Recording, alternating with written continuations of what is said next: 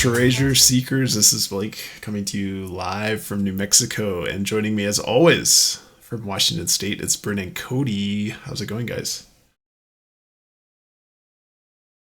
All is right again. Blake is back in his home studio. Football is back on TV. Made a big lasagna today. Fall is in the air. We're good. I'm doing well. Nice. Cody, football? Yeah, football. Ooh, don't ask me about my fantasy football teams. It's not going well. Holy cow. Yeah, either one What of a us. catastrophic start to fantasy football season. Yeah. Oof. Oof. All right, back from vacation, back in studio, as you said. Yeah, had a nice trip, obviously, up to Washington. Saw you guys. Then went to Las Vegas after. Had a handful of coincidences Nice. of the day from that trip. Um, Ooh. How was your time in Vegas? it was great. Yeah, I went to the Sphere, played in a poker tournament, Oh yeah. got second place in the poker tournament. So I'm hoping there'll be a poker tournament during the Seeking Treasure Con in January this year. So I can hopefully do well in that. Um, yeah, just as a note, I think three of us are all booked for Seeking Treasure Con at the end of January next year. So we did get an invite to have a speaker role of some sort during the conference on the Saturday, I believe, January 31st. Whatever the Saturday is, I might have the date not quite right, but we're still figuring out exactly what that looks like, whether that's going to be a live podcast. I was thinking live mailbag would be kind of fun. Just have folks ask questions and we can have a little bit of prepared content as well. Anyway, we're in conversations with Calzars and K-Pro on what exactly that will look like. But yeah, anybody that wants to come out to Seeking Treasure Con, there's still tickets left, is my understanding, and it should be a fun time. Right. Yeah, looking forward to it. Yes. Should we dive into the news segment? Bryn, you have news today. I do have news. Holy cow. I have so many programming notes for today. So here we go. Starting with news. We have official confirmation that the Force Fen box is not in Yellowstone. So if you'll remember last episode, maybe 2 episodes ago, we had the news segment that there was an interview where it was kind of a sound bitey interview with Jon Collins-Black where it sounded like he was saying that the Forest Fen box was not hidden in Yellowstone.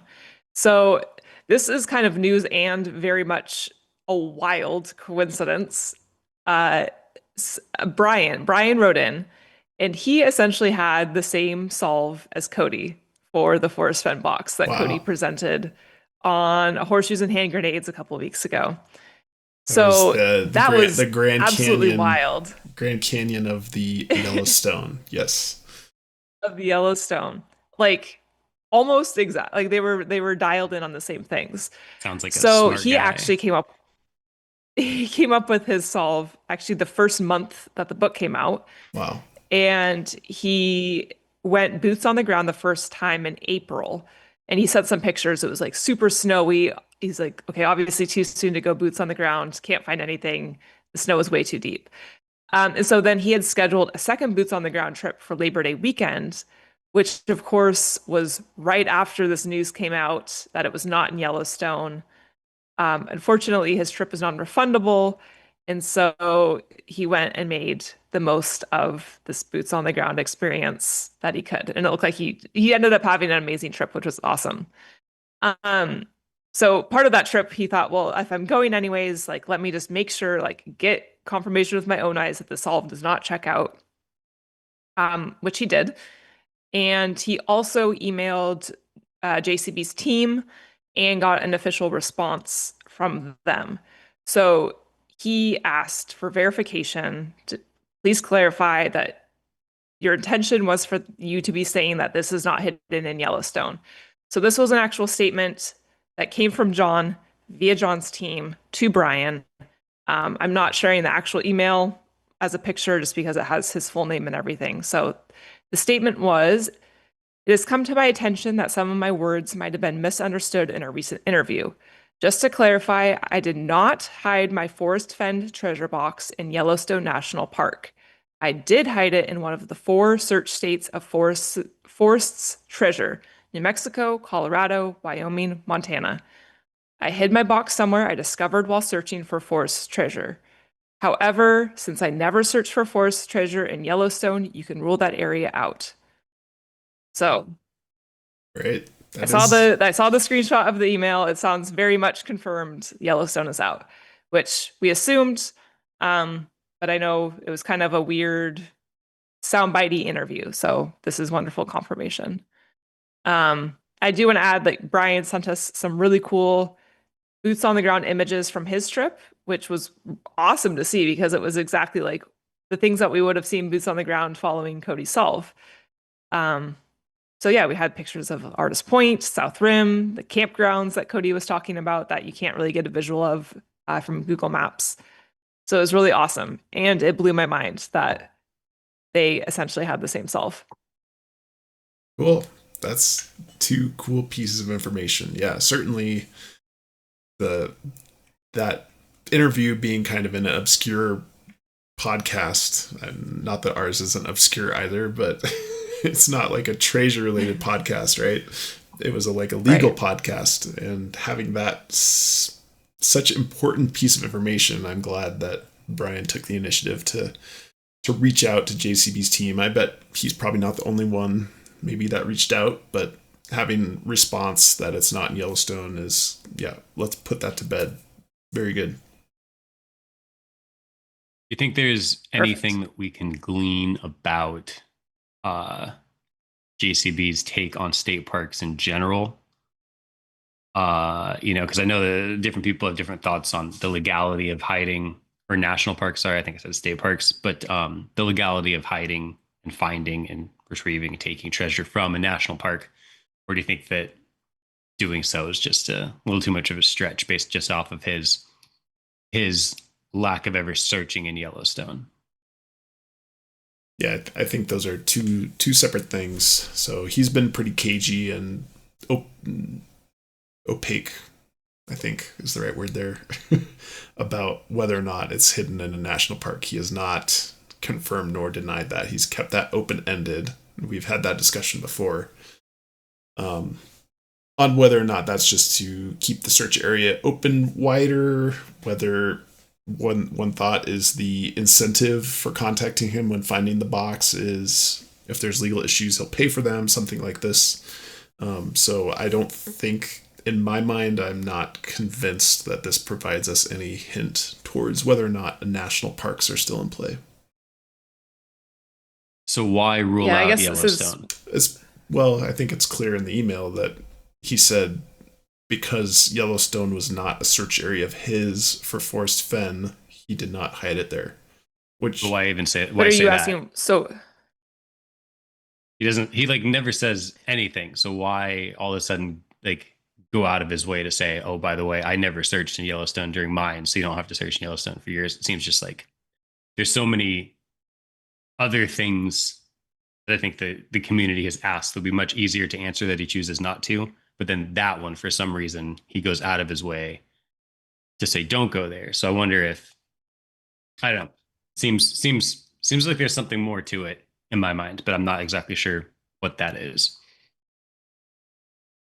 yeah, I guess in my viewpoint, he's kind of just painting a picture of, again, why does he feel like he needs to provide any additional information? But it's like he's saying it's somewhere that he found when looking for it, and maybe within the community, that the forest fen original community, maybe it was known by some that he didn't search in Yellowstone, whatever. So maybe he's just kind of providing more context from the original forest fen treasure hunt than we are privy to.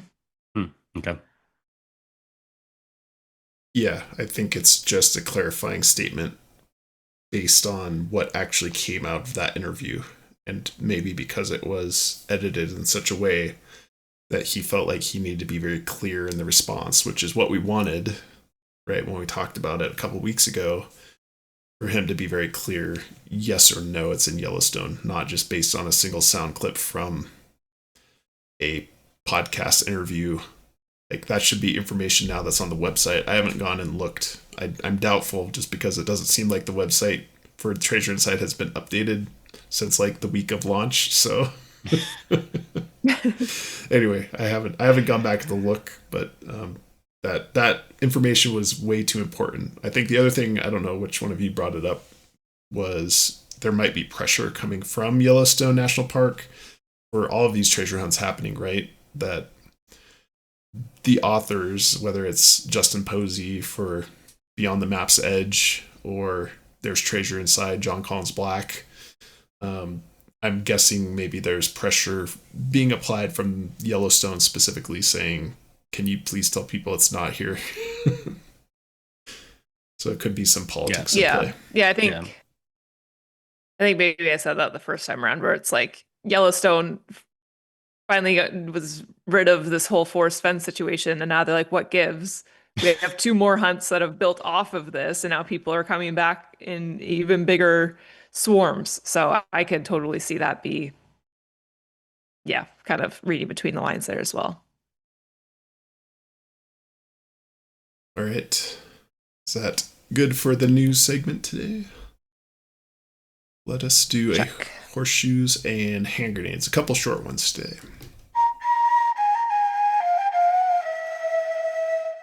Bryn, kick us off for the first horseshoes and hand grenades. Yes. Pokemon box. The purple image. We are back.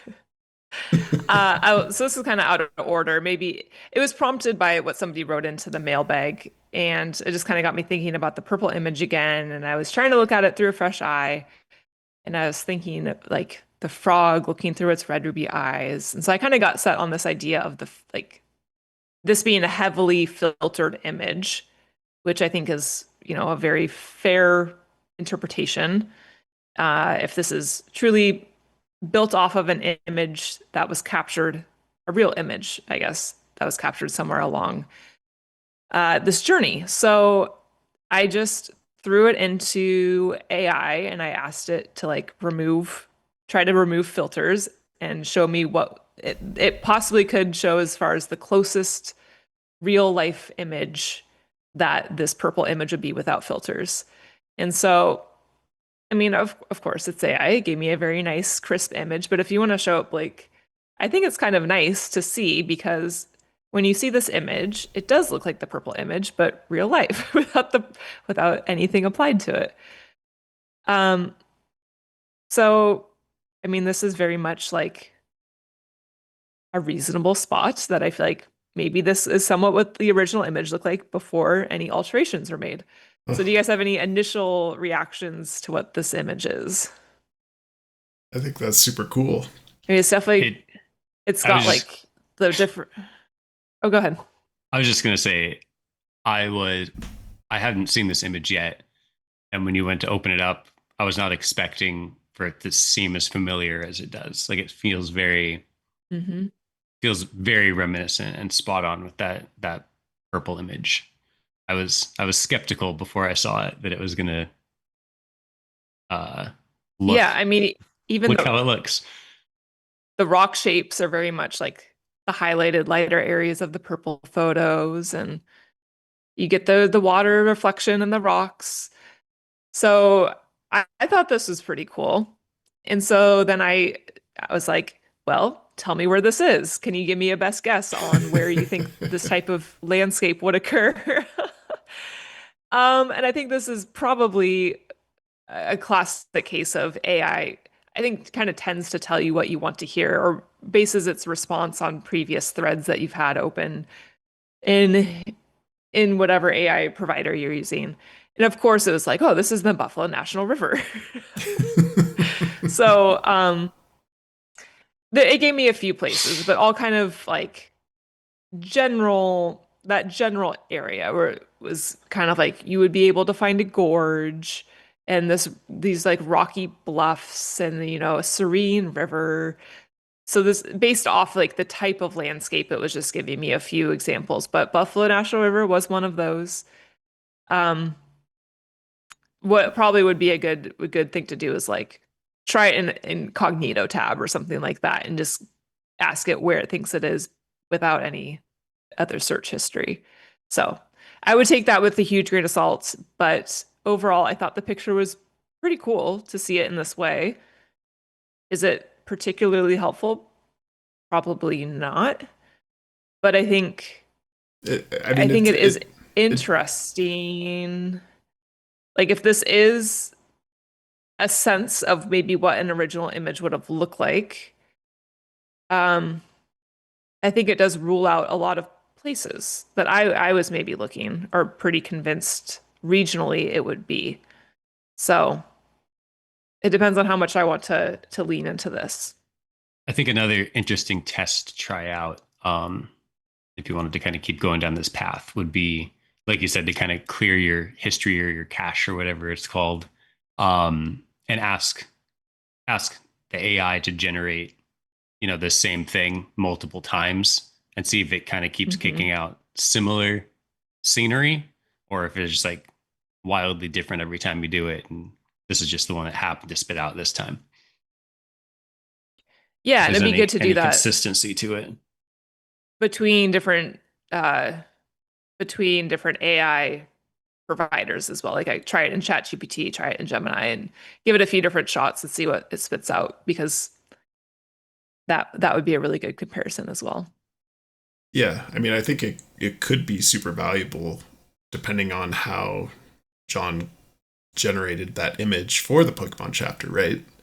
If it was actually derived from an image that he took, which I think is realistic, I don't know, this could be a way to get some pretty good information about this. The other thing I'll note... That's a really good point.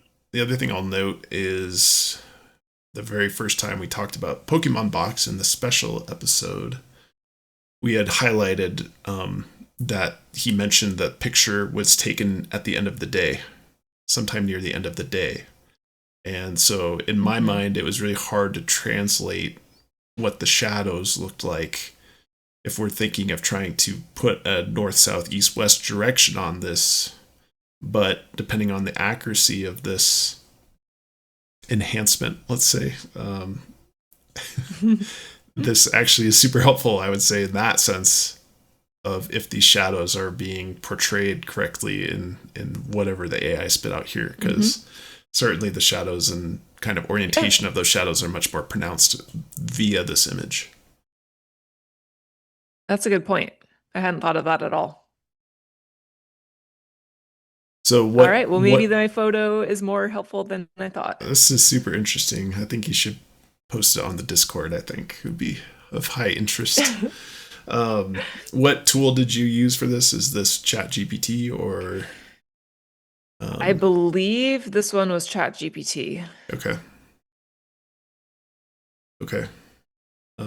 But yeah, I like the idea of maybe running it through a few different programs and see what the consistency or inconsistency is. But I'm shocked at how interesting this image is.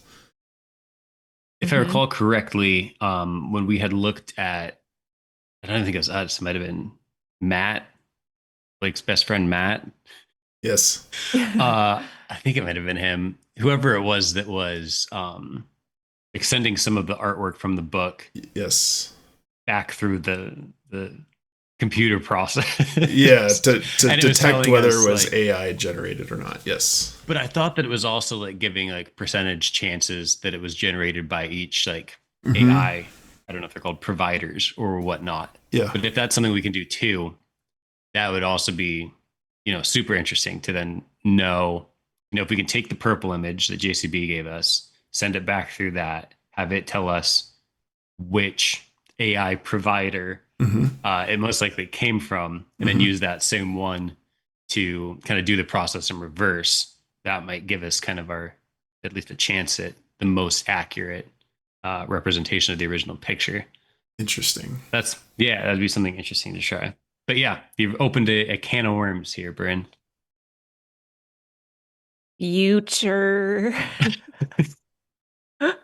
So you mentioned the word gorge, Bryn. That's the first time we've talked about a gorge. Well, I think maybe I'm kind of have gorge top of mind was when he said hauntingly gorgeous. My mind this weekend, I'm like, is he maybe talking about a gorge?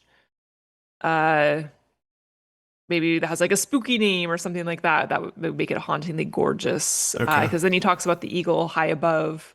Anyway, that's why I said gorge. And if we think about Jon Collins-Black in the beginning of the story, wolfing down his eggs, scarfing them down, that would also be a connection to gorge, which is quite interesting. Oh. Yeah, you're right. I hadn't thought about that. Oh, it took me a second. Gorge, like Yes. to eat gorge. Yeah. Anyway, sorry. Tangential. I will say I hit a all-time low with Pokemon Box this weekend. No. Trying to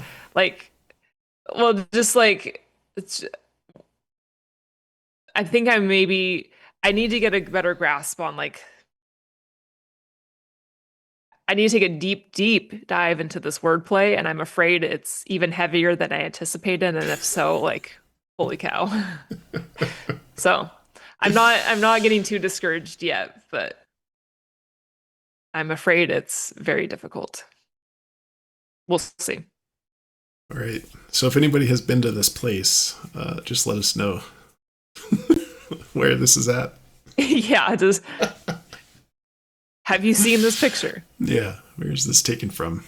Cool. That's a super interesting finding. All right. Glad you guys like it. Yeah, I love this. Should I do my horseshoes and hand grenades? Let's see. I gotta share the correct thingy here.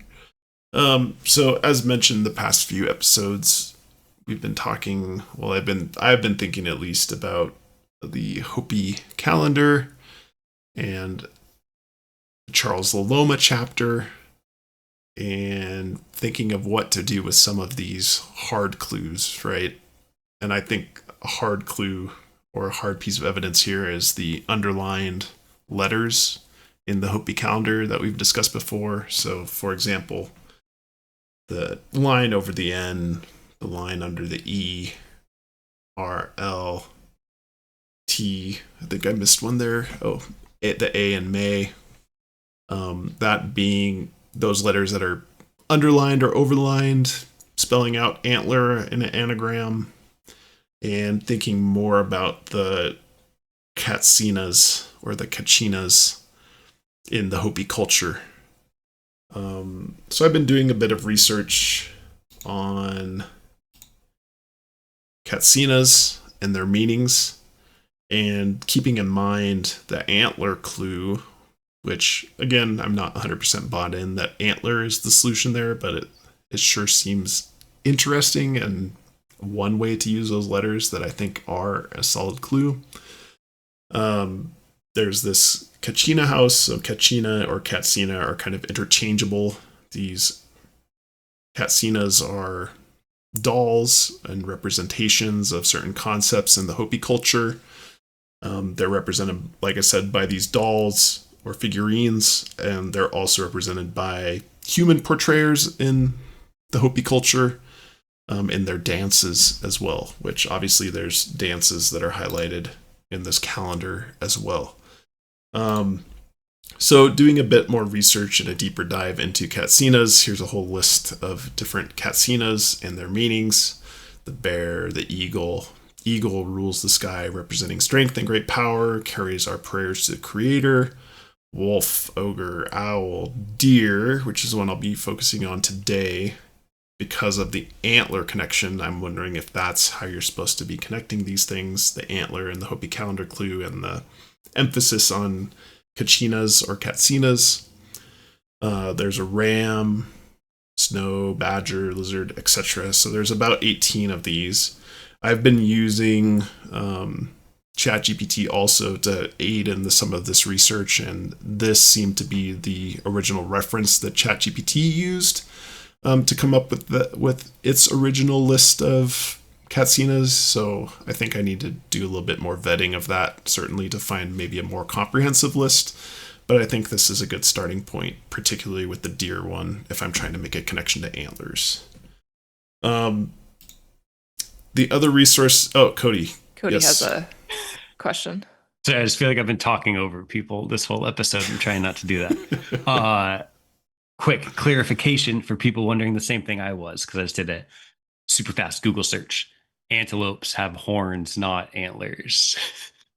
Sure. So antelopes also listed down there, and my first thought was, "Ooh, we should look at that one too." And then I thought, "Are those antlers? No, they are not." So right, and same with the ram, and certainly with the research I've been doing, like I'm also discounting those for that reason, Cody. So that's helpful.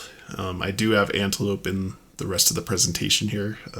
Sorry. So, no, it's okay. Like, I think that's a good clarification. Why, if antler is supposed to be a clue, why he would use that, and that would point maybe more specifically to the deer Katchina or something else in Hopi culture that has to do with antlers. But well taken. That's a good point. I've been using probably not the most reputable resource. It's a fandom link towards Myth and Folklore Wiki. So this is a wiki, obviously can be edited by anybody.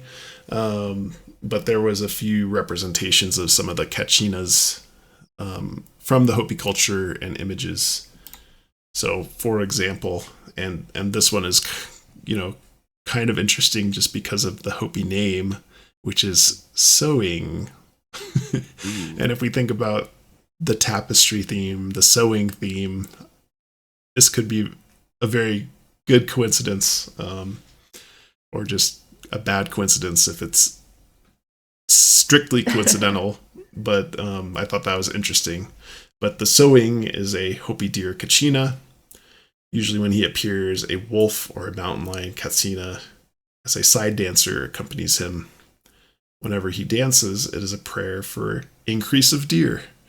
So this is when I queried ChatGPT, what are some of the Katsinas that specifically have antlers in their costume? This was one of them. So you can see in the figurine here, some antler-like protrusions coming out of the head, but obviously in the dancer's costume as well, the antlers are prominently portrayed as well. So this is kind of interesting, particularly because of the sewing connection. And that could be coincidental. I really like that. Yeah. Originally, I was pretty out on antlers. I'm like, what the heck does antlers mean? But kind of like giving, even if this isn't the example, like seeing this thought process to get to something that could be correct makes me believe that maybe antlers is what we're supposed to find. Because it's not like he would just underline letters and it's just like blatantly something like, oh, this takes you to the end of the solve or something like that, It's not going to be super obvious. Right.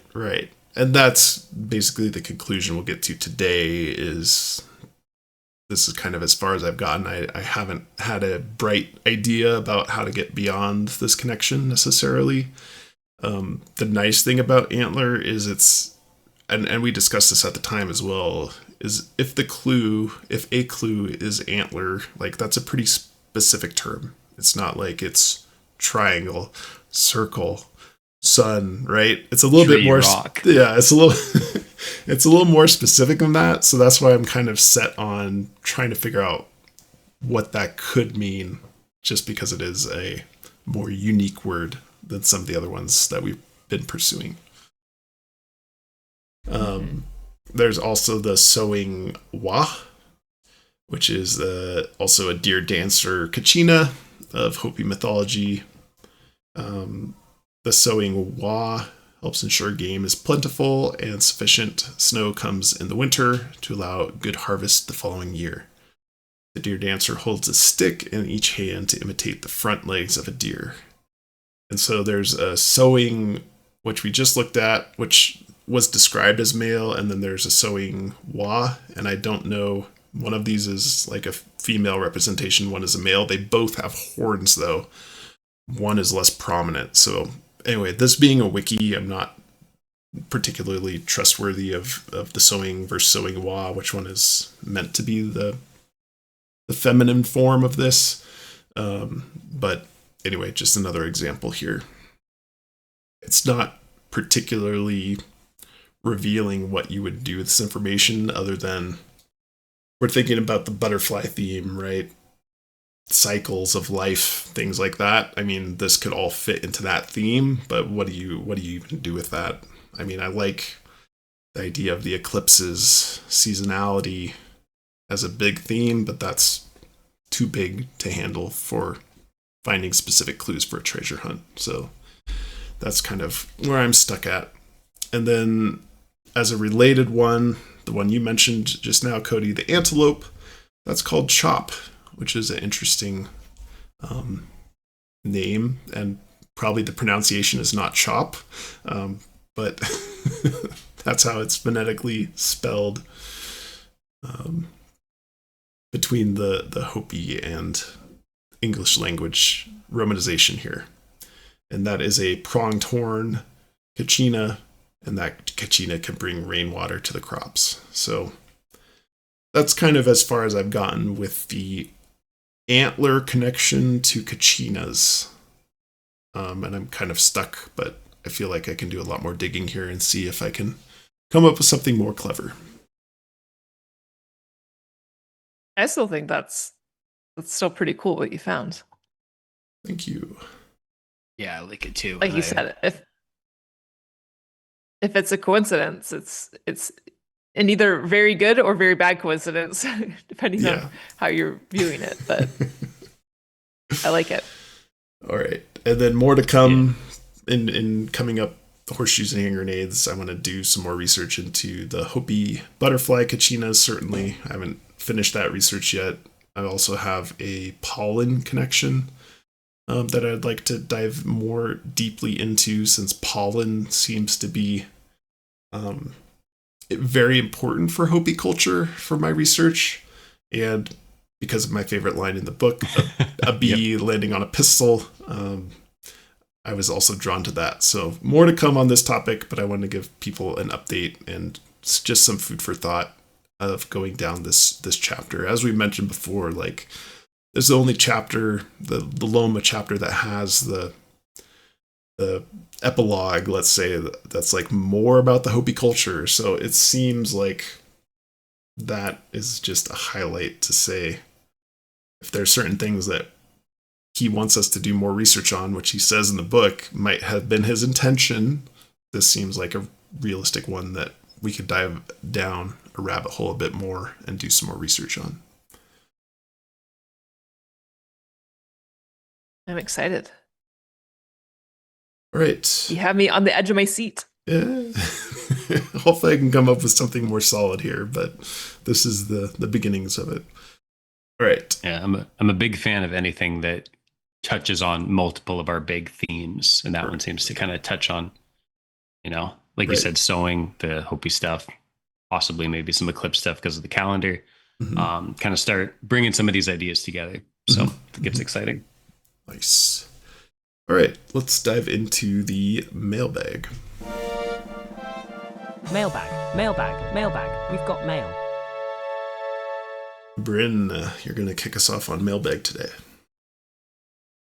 We will start with an email from JC. So this is about the coins, the commemorative coins.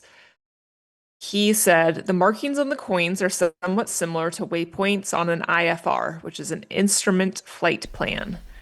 So if you can pull up the picture I sent you, Blake.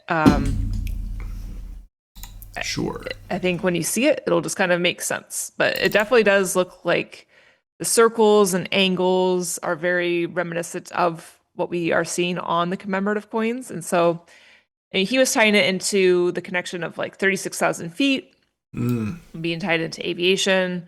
Of course, we have references to bird's eye view, the Loma flight connection, Amelia Earhart.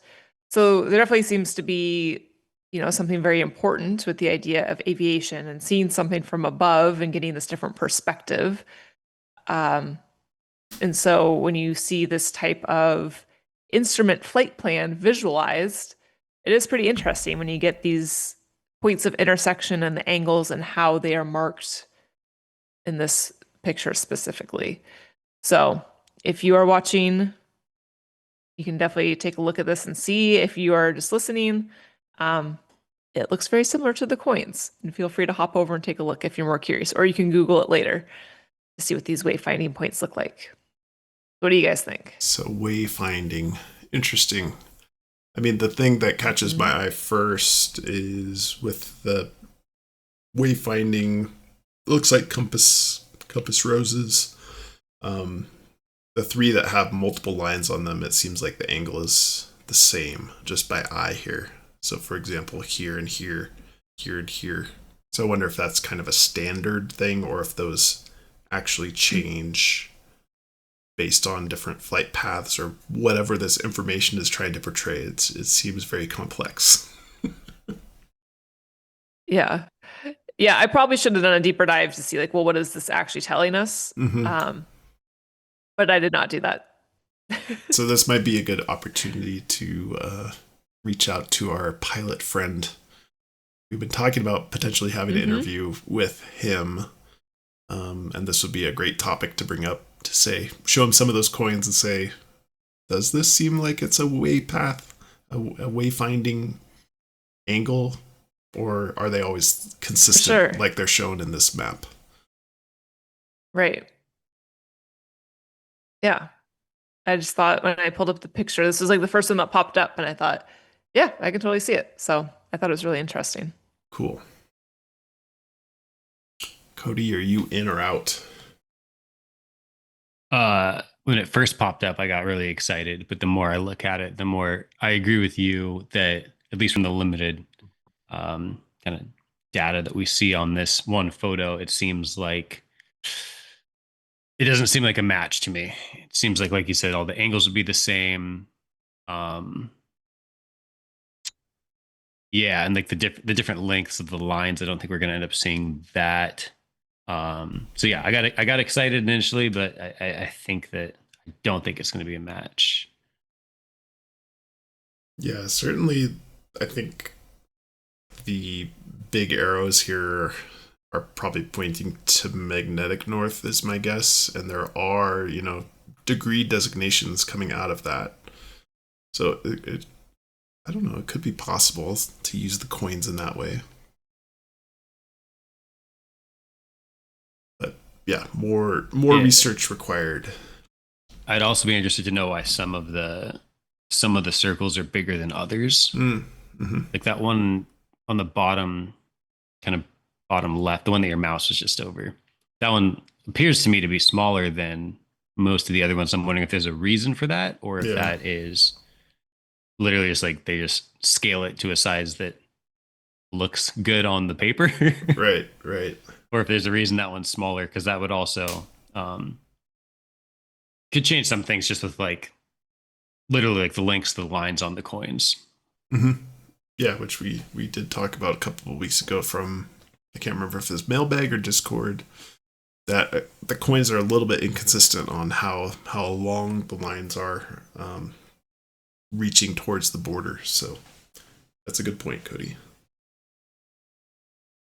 Cool. Next mailbag. Okay, my next mailbag is from Lewis, and this is circling back to the Pokemon box and the purple image.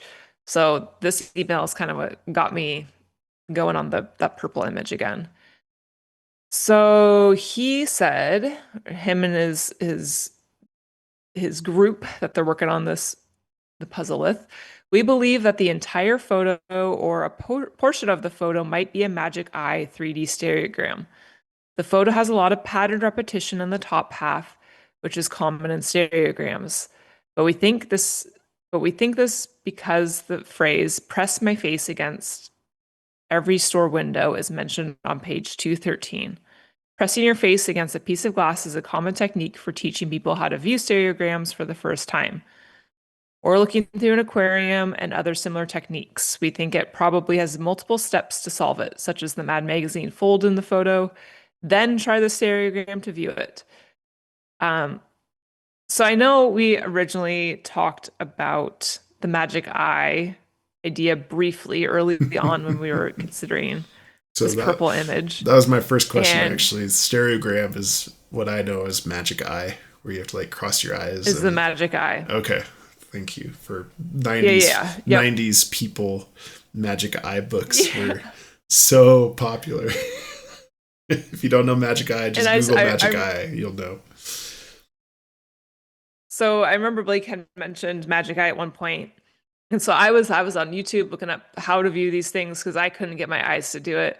Finally did it, and I was like, I don't know how many minutes I spent cross-eyed at my computer. I can't believe I have not permanently damaged my vision. But like, I am so set on this image. I have to go back to like, Jon Collins-Black is probably not a genius, and maybe he has the ability to do this, maybe not, to create some sort of optical illusion with this. But I just feel so right for this to be some sort of optical illusion. I especially because of the line, adjusted my vision. He talks about vision so much, seeing things. There's the magical component. So yeah, I mean, I've looked at this so many different ways through like even the idea of like when you are learning how to view a magic eye, it's like look through the image, like through the looking glass. Mm-hmm. And I can't recreate it with the purple photo, which makes sense because when you see these magic eye photos, there's like so much repetition, right? That you don't get exactly in the purple photo. But Right. it also is very reminiscent because you have like the line, there's very vague lines vertically and horizontally, which you get in a magic eye where it's cropped to create the repetition. Mm-hmm. So I do like what Lewis was saying with maybe you have to fold it a certain way to create that repeat and then view it. Mm-hmm. I don't know. Like when he just said it again, it just, brought it back to the surface for me. And I just wanted to bring it up again. Yeah. Is what I'm getting at here. And certainly based on your stereogram technique, like you could have just a couple things pop out that look 3D, right? It doesn't have to be the whole image that you would expect for a traditional magic eye, let's say, but there could be a small image or two that pops out based on that technique. I like that. But Lewis didn't say he has found anything with that technique yet. I think he said comment. People leave a comment if you figure it out or anything that. I mean, maybe there's something with if we're looking where Mewtwo or the figure is pointing. Mm-hmm. Like maybe we're specifically supposed to be trying a magic eye there. I don't know. I mean, I was on Facebook groups where people are creating magic eyes, so it's obviously very doable. Is it something that Jon Collins-Black did? I don't know.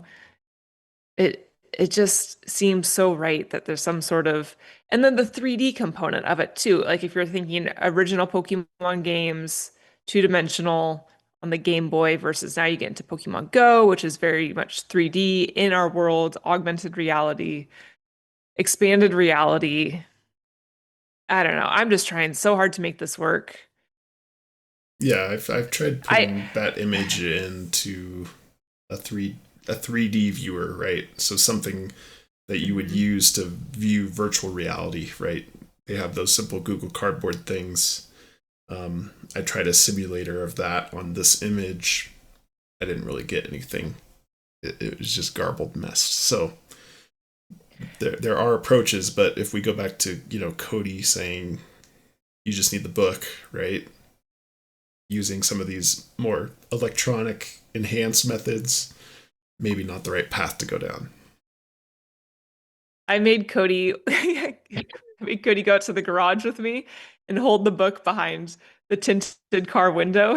Oh, nice. Because so I thought it because he says the darkened glass. I'm like, why wouldn't he say tinted glass? Mm-hmm.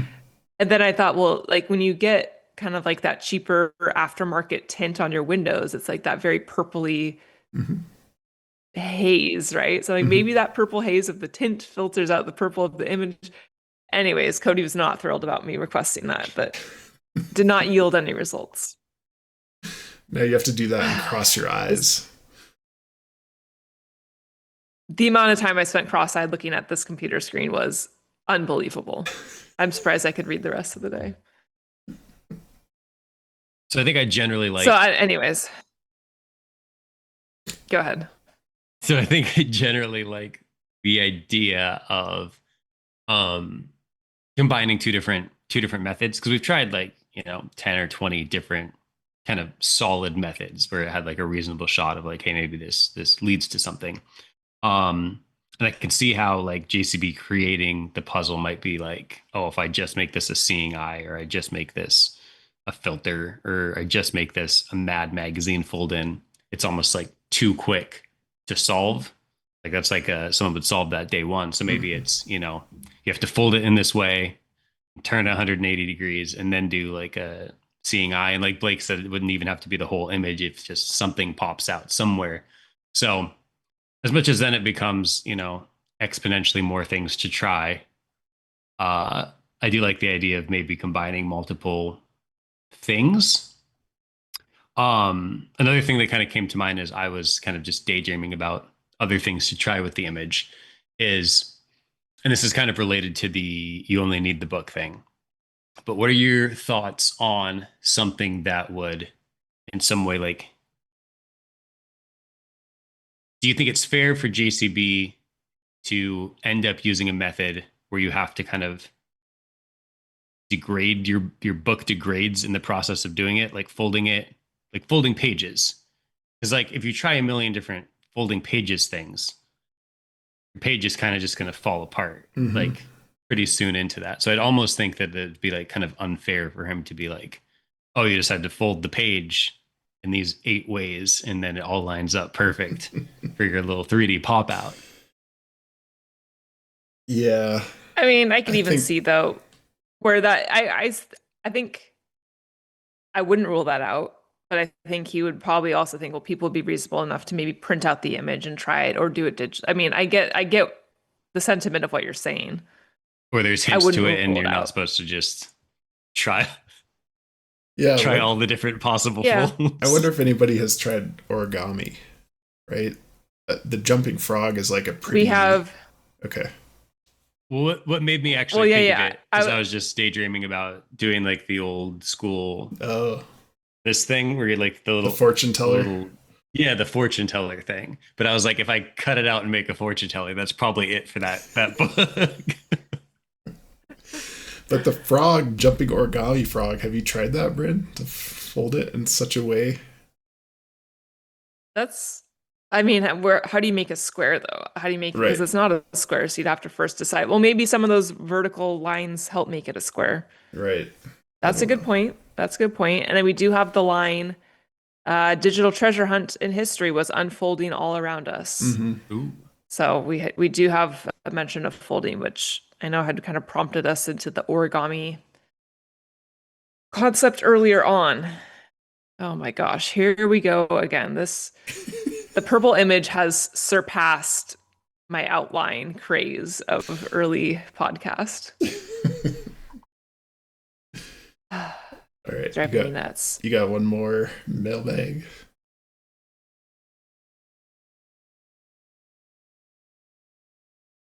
Yes. I need to toggle back to it here. Okay, this is from Kyle about the butterfly theme. He said, I have enjoyed listening to the butterfly connections. Perhaps I missed it, but has it been mentioned that the term unbreakable thread itself could be a reference to the thread that would support a worm or a caterpillar in a tree? That thread is fundamental to the life cycle of many worms before they become caterpillars, which I thought was very clever. And I hadn't heard anybody make that connection yet. That's a great idea for thinking about thread, silk. Moth is mentioned. The thread that's holding up a cocoon, I guess. That'd be the right term. No, I have not heard that connection or seen that connection mentioned elsewhere. So that's cool. I like that. Yeah, and especially like we're obviously big on the butterfly idea. And we got big on that butterfly idea because of the Unbreakable Thread book, right? So It was right there. Cool. I'll have to dwell on that a bit more. That's- But first blush says it's pretty interesting. Yeah, I liked it. All right. I'm going to call an audible here just because we're already at 50 minutes. I'm going to save this last mailbag for next week because it's a bit longer one, if that's okay with you guys.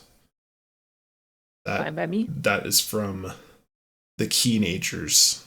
So apologies. It's a good one. It's super cool. So sorry to dangle that one for you, but tune in to next episode. It's about the past and future box. A clever idea. So anyway, my apologies, just because I don't want this one to go 2 hours. So we'll save that mailbag for next episode. So that means we can get into Discord detectives.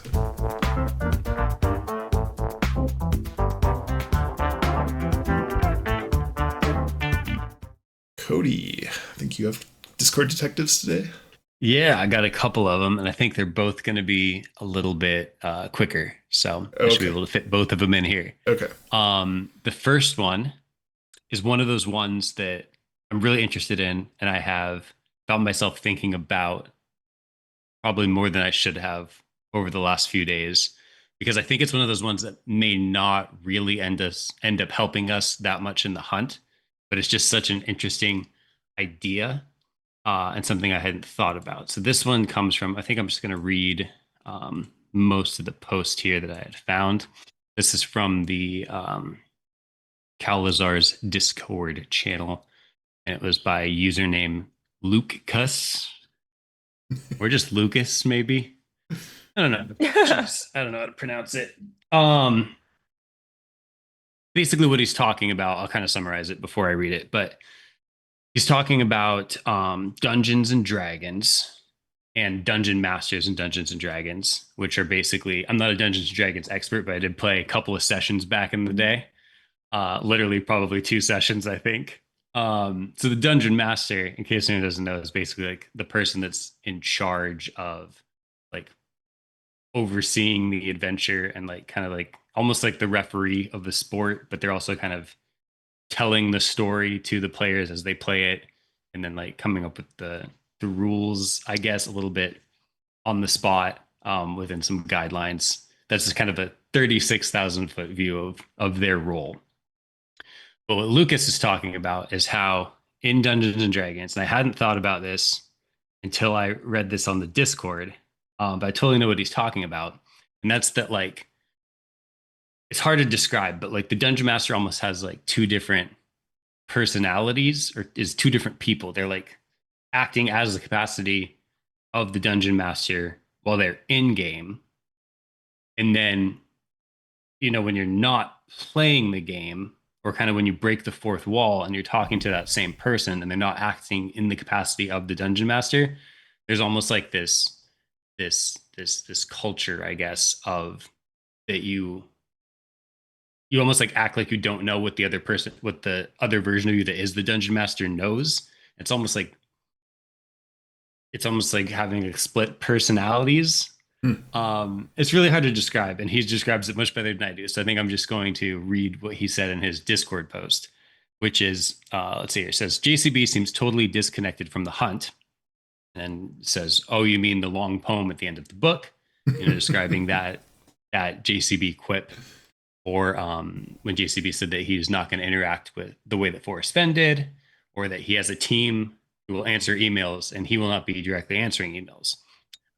He says players are asking a Dungeon Master questions pertaining to in-game while he's out of game. So now Lucas is describing JCB's answers to interview questions. So he's basically saying JCB is acting as a Dungeon Master would in Dungeons and Dragons when he's being interviewed. And that is that when he was creating the game, he had all of this knowledge of what he was creating. But now that he's being interviewed, he's almost going to act the way a Dungeon Master would, in that, like, almost like act like he is also playing and doesn't know. And so he's going to give you answers like, oh, you mean that long poem at the end of the book? I think that's the one that really kind of resonated with me as like a very Dungeon Master-esque way of answering questions. So Lucas says, if anything, they'll only throw a player a twist if they tried to ask someone something out of the game. Have you ever played a D&D game over the course of months and interacted with the dungeon master regularly? How do you think they'll respond to in-game questions while out of game? There's a big lesson coming up that's being instilled now and will present and last the remainder of the hunt. So he's big on that this is going to become like a known thing later on, that JCB is kind of acting in the capacity of the dungeon master. And then Lucas had a handful of other posts on it. I'm not going to read through all of it. It's just, man, it's just so hard to articulate well unless you've been a part of it, which, like I said, I did like twice many years ago, like a decade ago. But I totally know what he's talking about.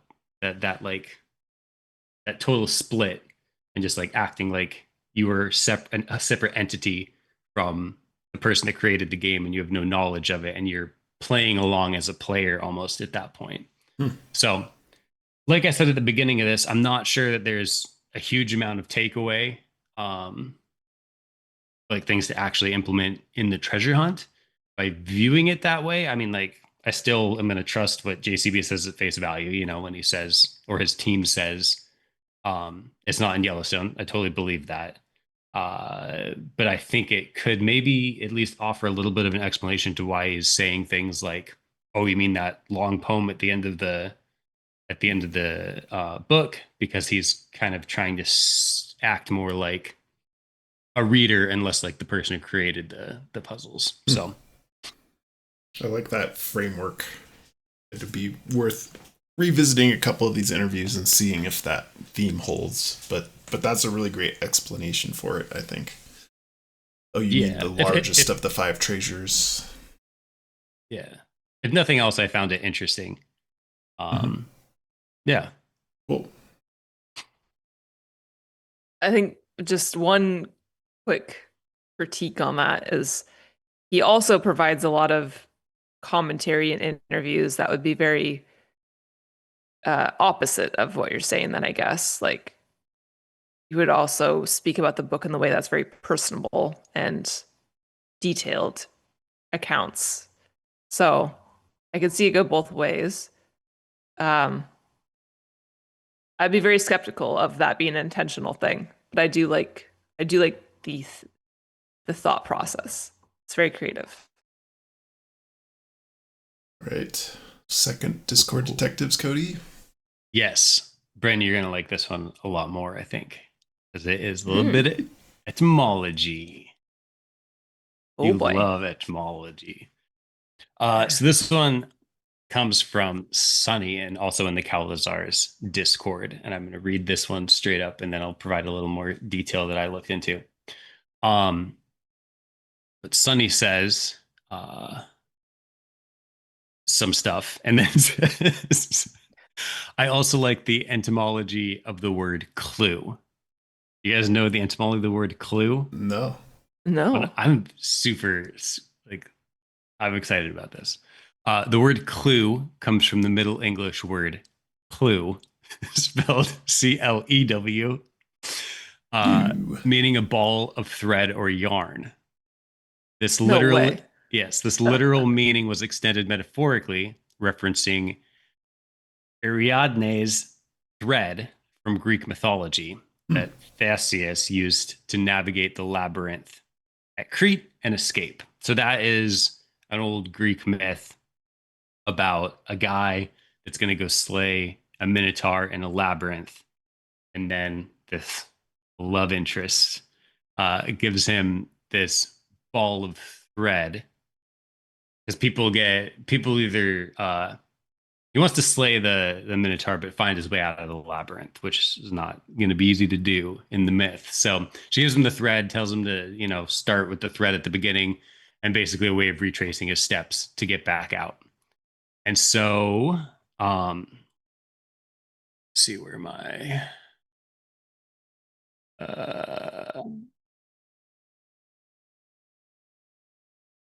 Clue. Yeah, see if I can find. I had one other thing I wanted to say here, and I can't remember what it is now. But I guess ultimately the word clue, CLEW.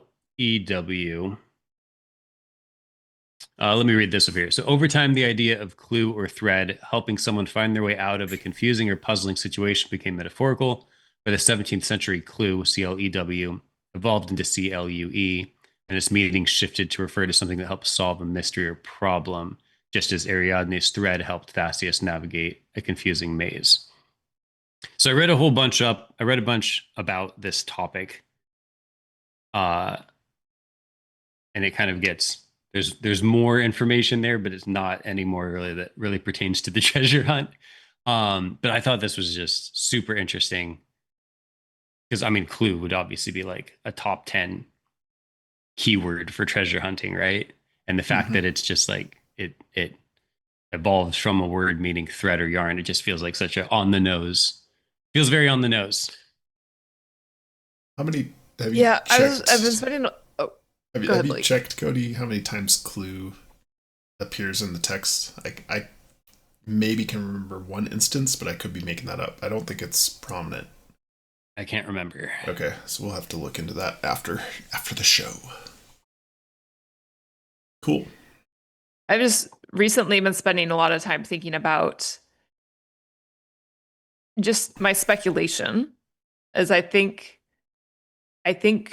Jon Collins-Black will have created a solve in a way that's like a very clever, modern, unique take on very just quintessential treasure things. Like the X marks the spot as an example. I think just me speculating, I feel like maybe he has taken a very clever, unique approach on how X marks the spot could be represented in this treasure hunt. And like maybe that would then apply to how is he applying the idea of clues to this treasure hunt that he's created. So that, you know, ties into that as well. If that's maybe like a thread connection or the sewing or, you know, weaving this all together in that way. Yeah, I guess that idea originally stemmed from the huge X on the front of the book and those points of intersection that we were talking about. Mm-hmm. Cool. Two excellent. Yeah, this one seems just so on the nose to me that it is very exciting. Mm-hmm. That's great. All right. Should we get into coincidence of the day?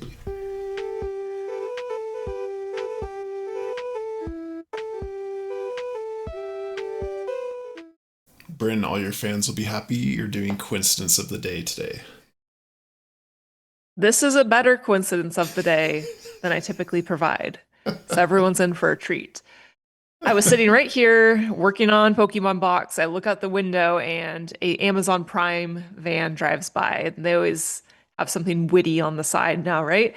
And so it said, "Is now a good time for, you know, for your Amazon Prime to be delivered?" Which of course immediately made me think of Pokemon Box with the line, "How about now?" And I had already spent some time this weekend just trying to figure out like what the concept of time is very important in the Pokemon Box, but specifically like relative to the present and specifically the exact moment that we're in. So a few examples of that, obviously, how about now? We have Froakie suddenly appeared, which is very in the moment. The guy from the door suddenly appeared. It was in that moment, just then. So those are just a few examples. I'm not going to rattle them all off, but like the most obvious, how about now? What is it about now? And maybe it is just kind of giving us a point in time compared to, you know, the other references of time that are mentioned, and there's going to be something that comes together there. You know, the fun momentarily ended. Mm-hmm. Man, it's driving me crazy. I guess the most frustrating is just the blatant line of "how about now?" That just because it's so obvious and in your face, it makes me mad. but I just can't like wrap my head around the concept as a whole. So is now a good time was very triggering on the Amazon Prime van. That's my coincidence. Nice. Don't know how to respond to that. We had some very woo-woo topics, one might say, at the end of this. Theoretical thought exercises here. Between that and I don't think Discard Detectives. I mean, it's not woo-woo. It's just... Entomology is not woo-woo. The concept of time is obviously very important in Pokemon box. So I'll leave it at that. Okay.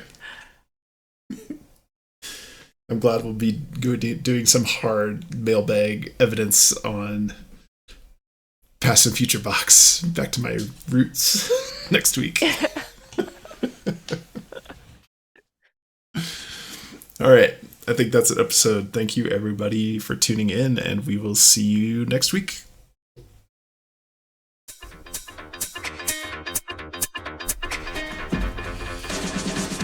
Searching for clues, let's find